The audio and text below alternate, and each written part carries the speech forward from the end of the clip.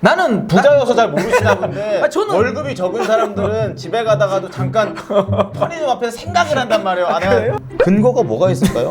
그러니까 왜 근거를 안 써주셨는지 모르겠는데.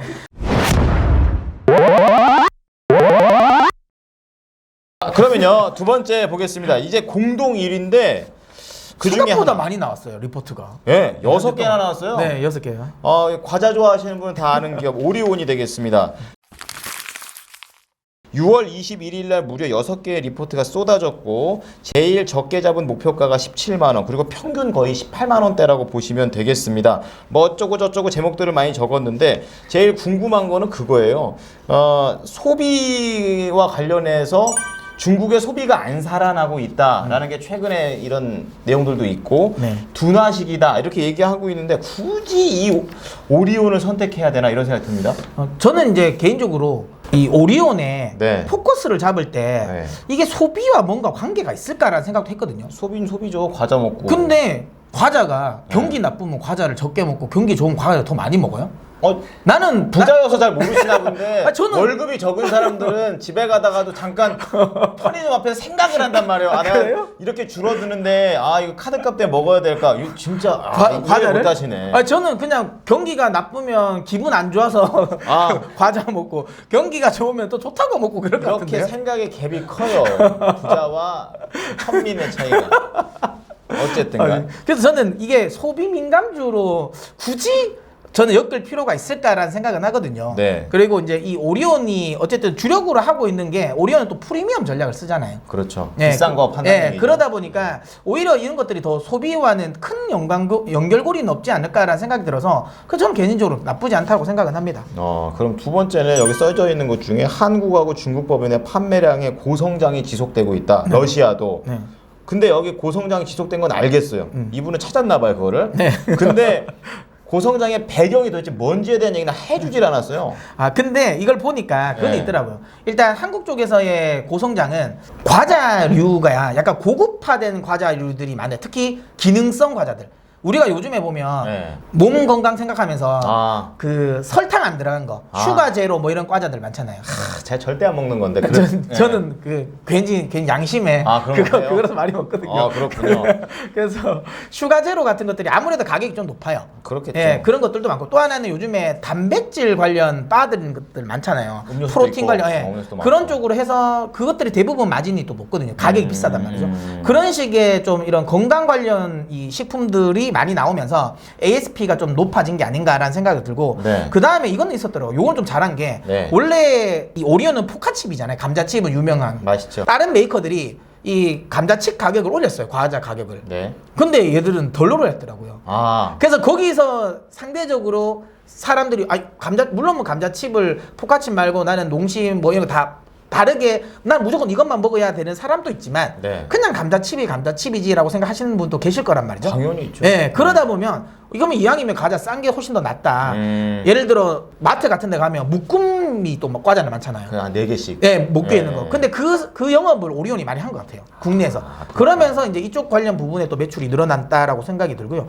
근데 러시아는 저는 왜 늘어나는지 모르겠어요. 저도. 왜냐면 러시아는 지금 루블화 가격도 하락을 했거든요. 전쟁 중이고. 그러다 보니까 군인들이 먹나? 저도 그런 생각이 들어요. 이 비상식량으로 많이 갔나? 그 혹시라도 그런 것 때문에. 저도 이거는 정확하게는 모르겠습니다. 근데 이분은 뭐 어떻게 찾으셨는지 모르겠지만, 근데 뭐 고성장을 했다네요. 박상준 애널리스트. 자, 어쨌든 고성장의 배경을 이분만 어느 정도 찾아가지고 쓰신 것 같아요. 이거 좀 자세하게 좀 적어주십시오. 그리고 이게 원재료 중에서 설탕값, 슈가플레이션이라는 단어가 요즘 있을 정도로 계속 치솟고 있는 그런 상황인데 이런 고공행진 중에서도 좀 안정화가 좀 되고 설탕값도 좀 내리고 이때 오리온을 들어가는 게 좀 더 안정적인 거 아닙니까? 저는 근데 이런 스낵류 관련 종목들은 오히려 원재료 가격이 올라갈 때 사는 게 더 맞습니다. 왜요? 왜냐하면 투자자들 심리는 그거거든요. 원재료 가격이 올리면 원재료 가격은 무조건 가격에 반영을 시킬 가능성이 높아요. 그나마 오리온이 그래도 이제 지금 이 스낵류 중에서는 이 정부의 어찌 보면 이 칼날을 조금 피할 수 있는 게 라면을 생산 안 하잖아요. 그렇죠. 라면값 내리라고 네, 그랬죠. 지금 추경 아무래도 중이가. 농심이 같은 네. 스낵류에서는 경쟁자잖아요. 네. 근데 농심은 라면을 하고 있잖아요. 맞아요. 네, 그러다 보니까 상대적으로 이 정부의 가격이나 압박을 받을 수밖에 없거든요. 근데 오리오는 아니란 말이에요. 오리오 초코파이나 이런 과자는 또 그런 건 아니거든요. 정부의 가격 압박을 좀 덜 받을 수 있는 네. 이런 상황이라고 보고요. 그렇다면 이 원재료 가격이 올라가면 거기에 맞춰서 또 가격을 올릴 수 있는 가격 전가력이 또 있는 회사예요. 그렇군요. 그러면 오히려 이런 주식들은 오히려 원재료 가격이 올라갈 때 조금 더 주가는 더 잘 올라갑니다. 그래서 그런 관점에서 본다면 지금 시점에서 언급한 거는 제가 보기에는 뭐 맞는 전략이지 않을까 이렇게 생각을 해요. 아 그렇군요. 네. 그럼 이제 하반기에 원재료가 단가가 안정된다 뭐 이런 얘기를 하고 있는데 네. 그걸 전망하고 있어요. 네. 근거가 뭐가 있을까요? 그러니까 왜 근거를 안 써주셨는지 모르겠는데, 근데 이제 대표적으로 워낙 이런 이 흔히 말하는 원자재들은 원사이드하게 또 계속 가기는 좀 힘들거든요. 어느 정도 올라가면 흔히 말하는 가격의 인계점이 생깁니다. 네. 그러게 되면 결국에는 이제 가격이 내려오니까 지금 이제 설탕 가격이라든지 감자 가격 같은 경우가 너무 많이 올랐다라는 거고, 농산물 같은 경우는 그 한 해에 만약에 엄청나게 만약에 가격이 올라가면 그 다음에는 작황을 또 많이 한단 말이죠. 네. 예, 그러다 보면 식는다는 얘기죠. 예, 네. 그러다 보면 그 다음에는 또 가격이 또 내려오기도 하기 때문에 네. 그런 걸 뭐 생각하신 게 아닌가라는 생각을 합니다. 네. 아 이분이 이게 숭숭 뚫려 있는 이런 리포터를 써놓으니 문 대표가 이걸 다 메꿔야 되지 않습니까?